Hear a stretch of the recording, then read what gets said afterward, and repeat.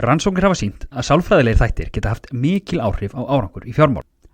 Það hægt að flokka tilfinningar okkar til peninga í eftirfarandi 4 flokka.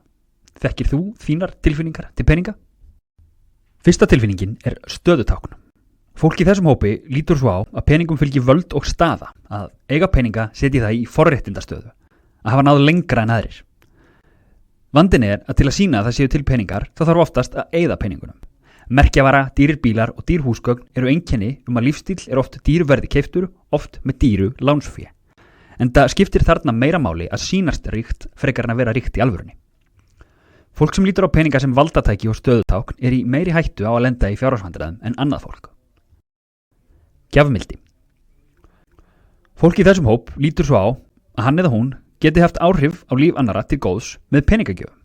Peningar eru því einhvers konar táknmynd væntumþykju eða ást. Þetta er á vissan hátt göfugt og gott viðhorf en það getur líka verið varasamt. Börnum sem iðulega fá allt það sem hugurinn girnist farnast sjaldan vel síðar á lífsleiðinni. Og að samaskapi vilja flest börn miklu frekar verja tíma með foreldrum sínum frekar en að fá frá þeim dýrar gjafir. Það er ekki hægt að bæta upp skort á ást og umhyggju með gjöfum. Öryggi. Þessi hópur sækir í fjárhagslegt öryggi og líður ekki vel ef uppi er óvissa fjármál.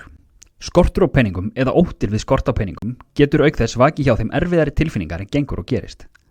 Þetta er oft fólk sem hefur liðið skort á grunnþörfum í æsku eða sá foreldrar sína berjast fjárhagslega í bökkum. Samkvæmt rannsóknum er þetta fólk síður líklegt til að lenda í fjárhagsvandræðum. Sjálfstæði. Í þessum hópi er fólk sem lítur svo á að peningar veiti því fjárhagslegt sjálfstæði. Þetta viðhorf er eitthvað sem við ættum flest að stefna að. Hér eru peningarnir settir í samhengi við tíman sem það tekur að afla þeirra. Hér er litið á peninga sem tæki sem getur unnið fyrir okkur og leið skapað okkur tíma.